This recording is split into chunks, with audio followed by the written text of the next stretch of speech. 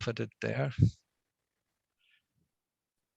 Yes, ladies and gentlemen, welcome to our interview here with Kevin Jones, the CISO from Airbus, but also Chief Digital Group Officer in one person. That is I think, a very good idea when we talk about information and cybersecurity.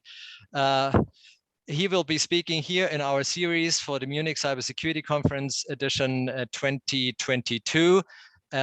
We conduct a number of expert interviews as part of the program, and Kevin was kind enough to make time in his agenda, in his very busy agenda, I must say, to talk to us today and to offer his perspectives at this conference, which is called Drifting Clouds: Leadership Perspectives on Addressing Evolving Cyber Threats. At the beginning, a few words about Kevin. He is, of course, responsible for everything related to information security in a technology group like Airbus, but this is really a wide range of functions, starting from risk management, design architecture, detection and response, but also, and that I think we will talk about later as well, cybersecurity research and innovation across all the divisions of the group. And this includes, of course, information technology security, industrial control system technology, and never last but never least, the security of people and the products themselves, the product security domains. He, of course, is, he studied computer science and has his PhD also already in the field. So he's been faithful since studying and working on his PhD in information and cybersecurity. He is also a founding member of Cyber Wales, because he's originally from Wales, and I understand, Kevin, that you are now sitting actually in Wales. Thank you for connecting.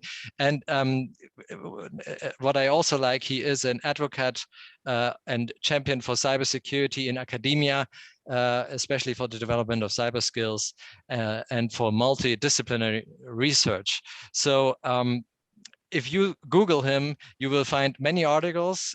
He is very engaged in of course, in the security research community, and has published over 50 articles and holds multiple patents.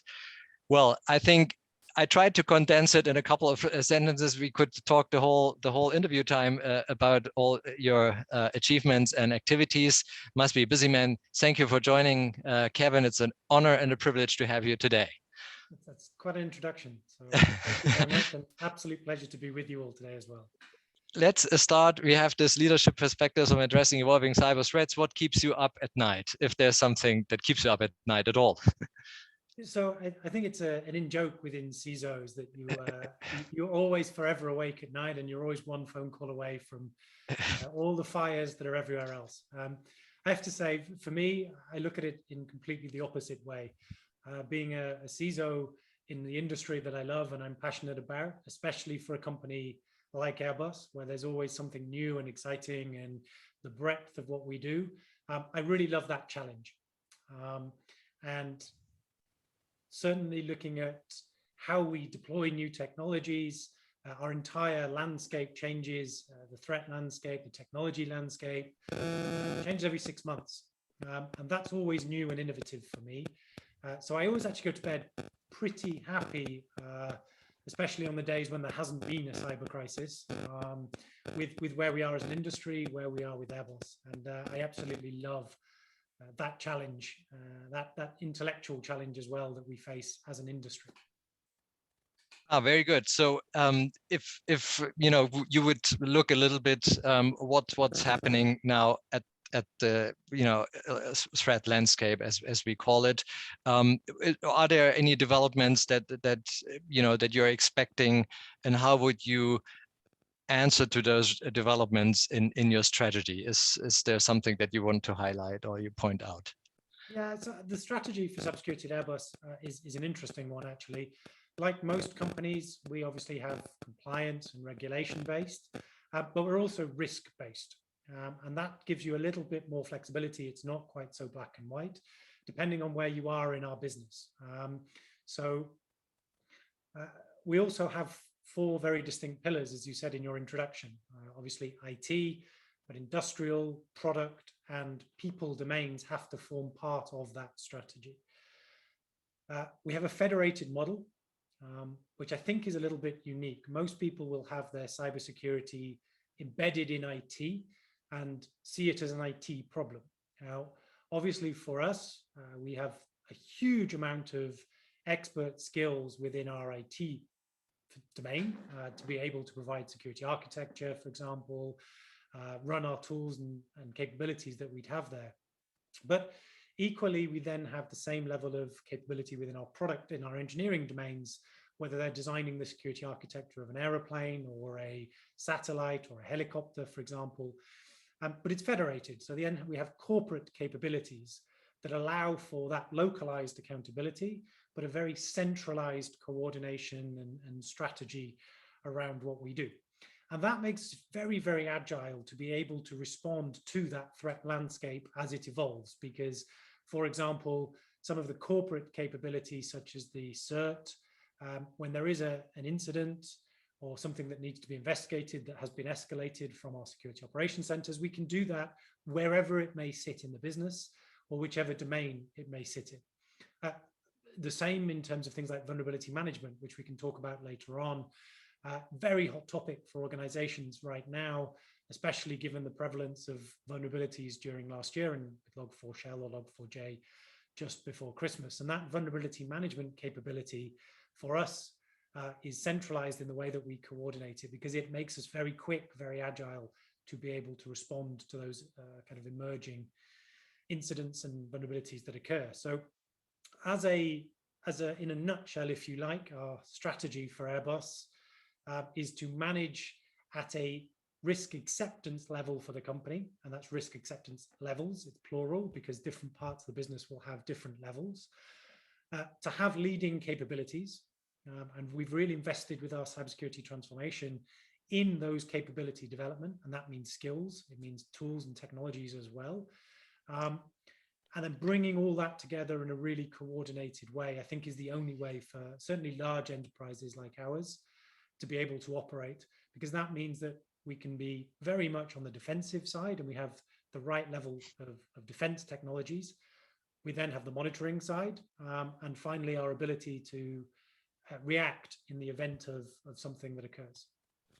Well, that sounds extremely complex, I must say. I mean, of course, the good what I like about it is that everything is integrated and connected, so you don't isolate those different tasks, which I think is part of the success. And I like the term risk acceptance levels, so that maybe is also a very clever way of directing your strategy or defining your strategy and the measures behind.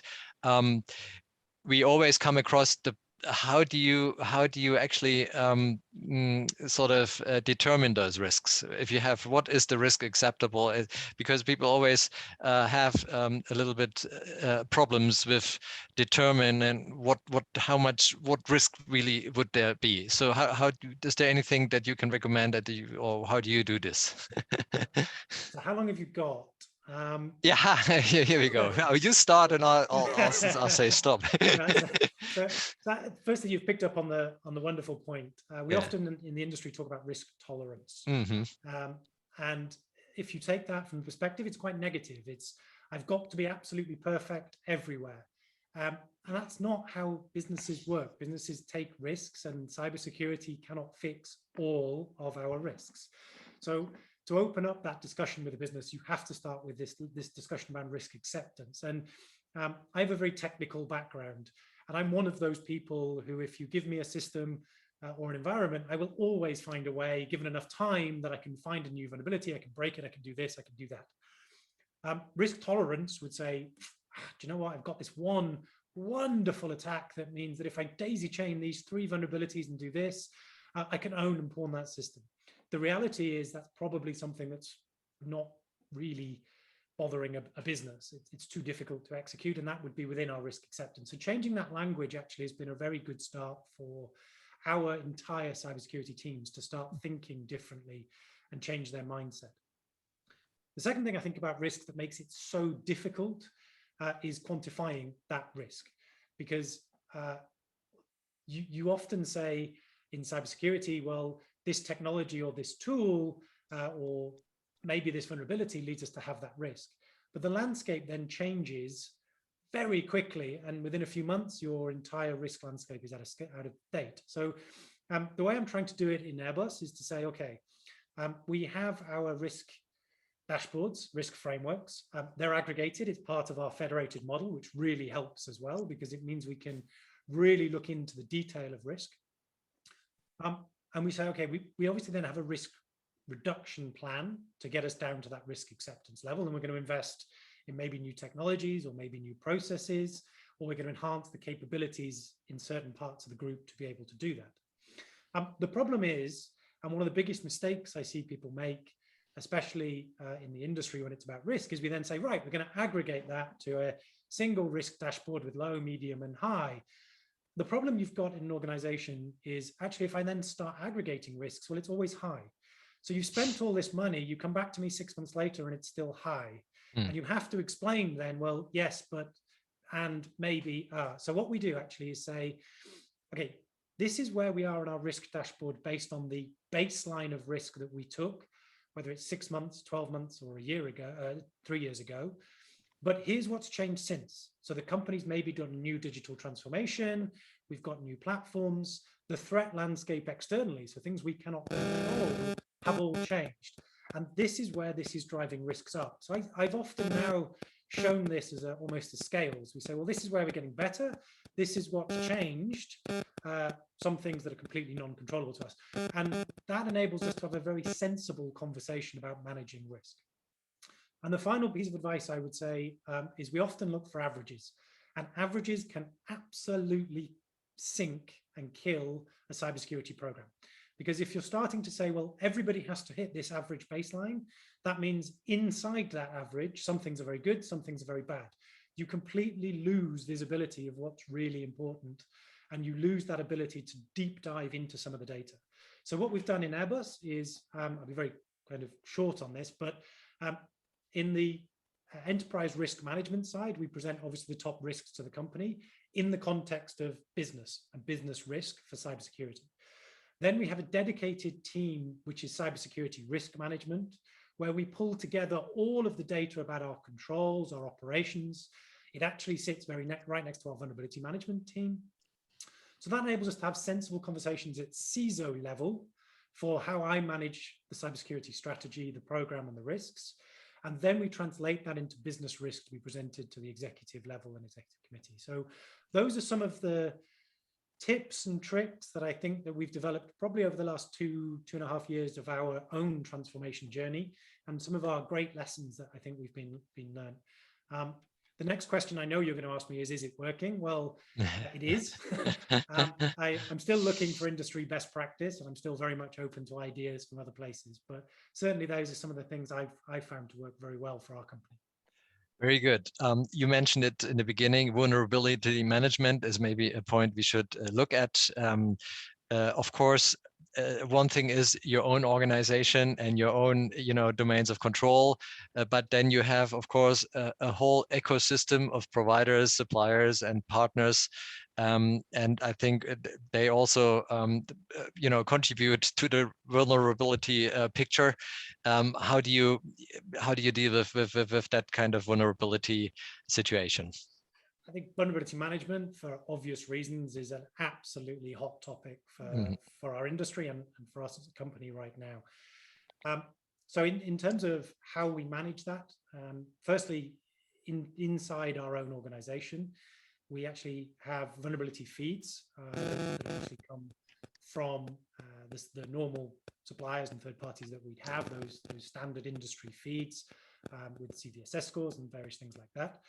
What we then do actually is a little bit different, is we translate that into a business impact assessment or a business impact value, because a high vulnerability, if actually you're not using it or it's within an enclave of the business that's highly well protected, might not be a priority one critical patch. It might be a high patch, so you buy yourself some more time. So we definitely go through that process. And then you have to be able to patch things very, very quickly across all of your systems, which means you need good asset databases and good asset inventories. So that's why, again, we try and bring all of those things together to make that vulnerability piece work. The supply chain part, I think, is the final bit, which is exceptionally difficult to do. And it only works through good engagement with your suppliers. They've got to be able to inform you when they have an incident, for example, and we have information sharing partnerships with our suppliers. We share through threat intelligence, the IOCs or the TTPs throughout our business, and we generally pull hashes or IP addresses into those very quickly. And all of that as an ecosystem really enables you to respond quickly. The problem is it's not cheap to do it. It's a lot of effort. And I think for organizations like ours that are doing it right now, we're doing it reasonably well, but I definitely like to make that whole process more efficient. Is there a way to incentivize providers to, follow the philosophy of, the customer, in that case, your group, to live really, not only to provide the certification or, but to really sort of be motivated to really engage in those ideas and principles? Yeah, so for us with suppliers, we manage it through, obviously through procurement. So when you're first onboarded as a supplier, there's the usual standard cybersecurity contracts. We have audits, but actually the regular engagements that we have, maybe for some of our larger suppliers who have certs, we do cert to cert engagements with them. We do a lot of information sharing, as I said, because that enables all of us to be more secure, and it builds that trust relationship that we have very much with the supply chain. And obviously, if there is an incident in one of the suppliers, it enables us to be very quick to respond, depending on how we use that supplier, where they are in the infrastructure. And it's that real open communication and sharing that is the only way it'll help us to be more secure. Very good. One question, especially now, of course, in your industry, but I think it could be also a trigger for other industries. And actually, it says also in your short biography, the connection of cybersecurity, but also the safety of critical systems. So I think maybe you could explain a little bit on how these are connected, and how do you actually maybe consciously put these two concepts together. Yeah, so there's an open debate in the industry about security versus safety, and whether one is a subset of the other. I think from the perspective, if we look at things like industrial control systems, for example, one of the challenges there is how to encapsulate security around those environments, especially as you integrate digital transformation into a production facility. And having good security there enables you to reduce the number of incidents that are likely to occur within that environment. And that for me is always slightly different to the safety question, because you can still build safety critical systems that are resilient to any kind of incident within that environment, whether it's duplicating through triple redundancy, for example, in the systems, whether you then have, if again I take the industrial environment, you not only have the control devices, the PLCs, the RTUs, but you'll have the safety controller environments as well behind that. And there is cases where those safety controllers in industrial environments have been targeted too. But actually the idea then about having the control mechanisms or the outlet mechanisms, they're still engineered systems, and you can still engineer safety into those industrial environments. So it's a mixed question, and the answer is you basically need both. You need to be resilient for cyber, which is obviously part of the equation. And then on top of that, you've got to ensure you have safety by design as well as security by design.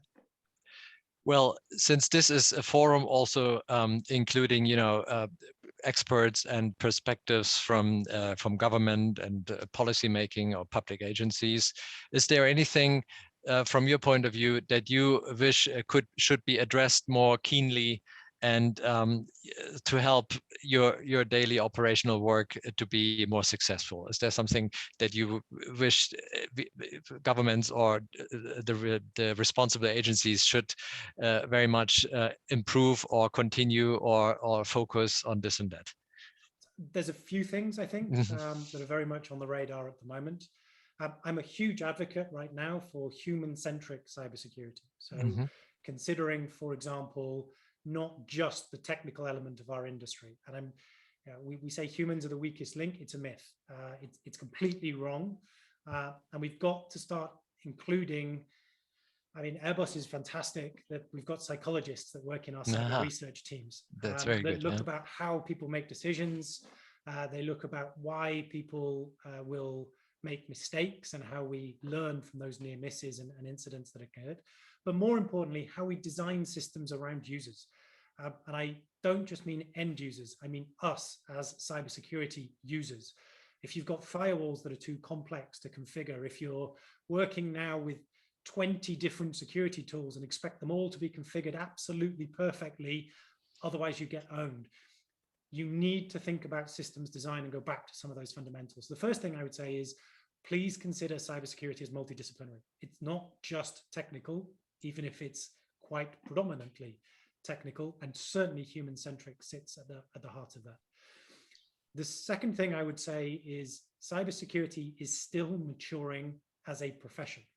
So we need to be able to talk amongst ourselves on a similar plane about how we are as an industry. What is a junior pen tester, and a senior pen tester? Well, how do we standardize that? Because depending on where you talk about, could be very different. And how we all behave in terms of when an incident occurs, or if something happens, you get 10 different ideas about how to solve it. And that's confusing for people who are in the industry and even experts. I have absolutely no idea how businesses would feel if they get approached by 5 different security professionals with 10 different ideas. So that idea of us being a profession, being slightly more mature, would definitely be the second thing governments need to do. And the UK government actually is already working on something very similar to that by establishing a set of norms and a way of working with industry skills frameworks to try and address that. So other governments definitely should look at what the UK government's doing with the UK National Cybersecurity Centre.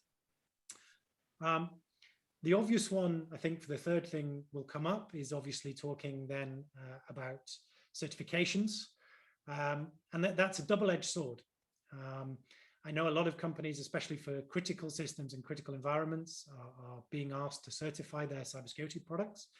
But equally, I go back to our world changes every 6 months. So can that certification actually lead to better technologies? I'm not coming down either way on that argument, but what I will say is we need to do more on software development, especially critical software development. And whether it's certified or not, for me, is still a question mark. But what cannot be allowed to continue to happen is a vulnerability that's found in a piece of software sort of over here has a huge raging, absolutely massive scale consequence for thousands of businesses if they don't patch within 24 hours. That is a completely wrong and illogical model, and it's not sustainable for us as an industry. I don't have the answer to that, but I would definitely encourage research groups, governments who are launching research groups, to look at that almost inequity between what is a software development issue and then turns out to be, well, it has to be fixed over here by all the companies. And I think for me, that's something that has to be looked at. And that links back to vulnerability. Vulnerability standards come as part of that as well. So there's probably quite a lot in there for governments to look at, but that's certainly where I would put my thoughts. Thank you so much, Dr. Kevin Jones, the Chief Information Security Officer and Chief Digital Officer from Airbus Group. Thank you for your time. Thank you for that short insight. I think we had some very valuable insights from such a complex and global company like Airbus. I thank you so much for your time to speak here at the Munich Cybersecurity Conference 2022 at the Talking Heads series and offering your perspectives on information and cybersecurity. Thank you so much, Kevin. It was a pleasure talking to you, and I'll see you for the next edition, then hopefully again in person. Thank you so much. Have a nice afternoon. Have a wonderful conference.